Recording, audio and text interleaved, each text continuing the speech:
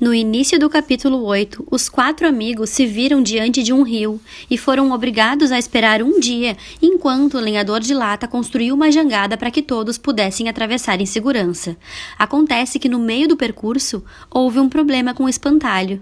Ele ficou preso no meio do rio com a sua vara. Eu vou ler o último parágrafo novamente para a gente retomar a história, tá bem? Caminharam pela margem o mais rápido que podiam.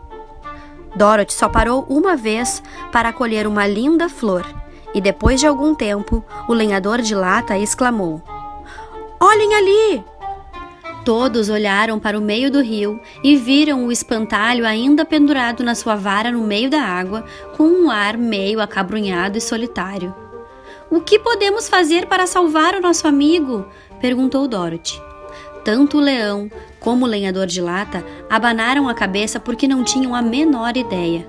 Então, todos se sentaram na margem do rio e lá ficaram olhando para o espantalho com olhos tristes e compridos até uma cegonha passar voando e vendo o grupo parar para descansar à beira da água. "Quem são vocês e o que estão fazendo aqui?" perguntou a cegonha. "Eu sou Dorothy", respondeu a menina, "e estes são os meus amigos, o lenhador de lata e o leão covarde, e estamos indo para a cidade das Esmeraldas." "O caminho não é por aqui?" disse a cegonha, enquanto retorcia o longo pescoço e examinava o estranho grupo com toda a atenção. "Eu sei que não é por aqui, mas é que o espantalho ficou no meio do caminho e não sabemos como fazer para trazê-lo de volta", respondeu Dorothy. "E onde ele está?" perguntou a cegonha. "Ali, no meio do rio." Se ele não fosse tão grande, tão pesado, eu poderia ir lá buscar", observou a cegonha. E Dorothy respondeu animada: "Mas ele não pesa quase nada, porque é recheado de palha. Se você trouxer nosso amigo de volta, vamos ficar muito, muito agradecidos para todos sempre." "Bem, sempre posso tentar, mas se eu achar que ele é pesado demais para mim, deixo cair de novo nas águas do rio", respondeu a cegonha. Então, a grande ave levantou o voo por sobre as águas até o meio do rio, onde o espantalho continuava encarapitado na vara.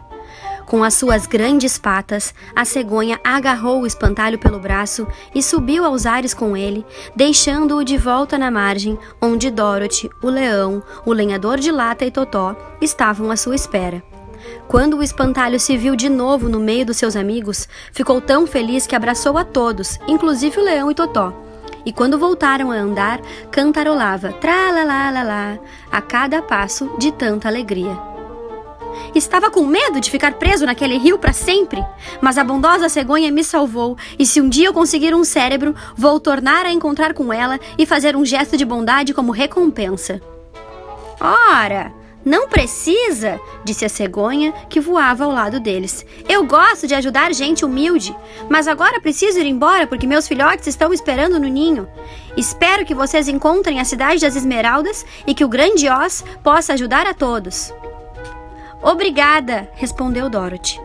A cegonha bondosa subiu nos ares e logo sumiu das vistas dos amigos.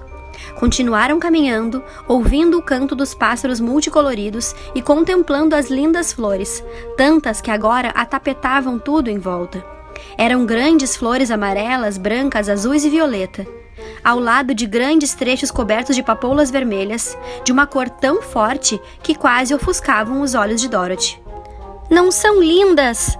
perguntou a garota enquanto aspirava o aroma das flores. "Acho que sim", respondeu o espantalho. "Quando tiver um cérebro, imagino que vou gostar mais."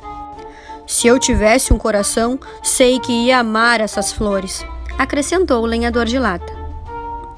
"Eu sempre gostei de flores", disse o leão. "São tão frágeis e desamparadas, mas na floresta nunca vi flores tão coloridas como essas."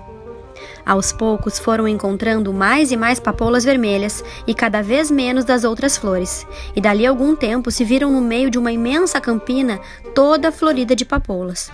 Todo mundo sabe que quando essas flores se juntam em grande quantidade, seu perfume fica tão forte que quem cheirar adormece na mesma hora. E se a pessoa adormecida não for logo levada para longe das flores, continua a dormir e dormir para sempre. Mas Dorothy não sabia disso e nem conseguia ficar longe das lindas flores coloridas que se espalhavam a toda a volta. Então seus olhos foram ficando pesados e ela sentiu que precisava se sentar para descansar e cochilar um pouco. Mas o lenhador de lata não deixou. Precisamos andar depressa e voltar logo para a estrada dos tijolos amarelos antes de cair a noite, disse ele, e o espantalho concordou. Assim continuaram caminhando até Dorothy não aguentar mais. Seus olhos se fecharam mesmo contra sua vontade. Ela se esqueceu de onde estava e caiu no meio das papoulas profundamente adormecida. O que vamos fazer? Perguntou o lenhador de lata. Se deixarmos Dorothy aqui, ela vai morrer, disse o leão. E o cheiro das flores vai acabar com todos nós. Eu mesmo mal consigo ficar de olho aberto e o cachorrinho também já está dormindo. Era verdade.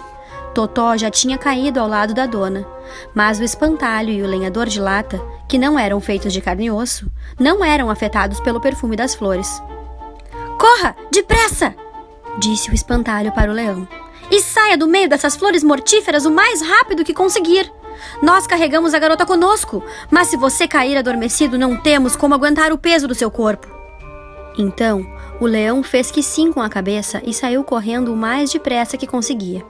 Num instante, já estava fora de suas vistas. Vamos fazer uma cadeirinha com as mãos para carregar Dorothy, disse o espantalho. Então, pegaram Totó, que puseram no colo da menina, depois formaram uma cadeirinha com as mãos e esticaram os braços para prender o corpo dela, carregando assim a garota pelo meio das flores. Andaram muito tempo e parecia que o tapete daquelas flores mortíferas nunca mais acabava. Seguiram a curva do rio e finalmente encontraram seu amigo, o leão, ferrado em sono profundo, no meio das papoulas. Elas tinham sido fortes demais até para aquele bicho imenso, que tinha acabado por desistir, caindo a pouca distância do fim do campo de papoulas, onde a relva macia se espalhava em lindos campos verdes à frente deles. Não podemos fazer nada por ele, disse o lenhador de lata entristecido. Ele é pesado demais para nós dois. Vamos precisar deixar o leão dormindo aqui para sempre. Pode ser que ele sonhe que finalmente encontrou a sua coragem. Mas que tristeza! Disse o espantalho. O leão era um excelente companheiro para alguém tão covarde. Mas vamos em frente. Carregaram a menina adormecida até um lugar bonito à beira do rio, a distância suficiente do campo de papoulas para que parasse de respirar o veneno das flores.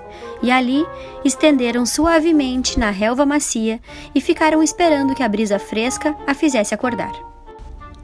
Ao ler O Campo das Papoulas da Morte, eu penso que nada pode ser mais triste que deixar um amigo para trás. Talvez o espantalho e o lenhador de lata tenham que pensar numa alternativa. Talvez não. Talvez o leão fique adormecido para todo sempre no campo das papoulas. Vamos esperar o capítulo 9 para ver o que vai acontecer.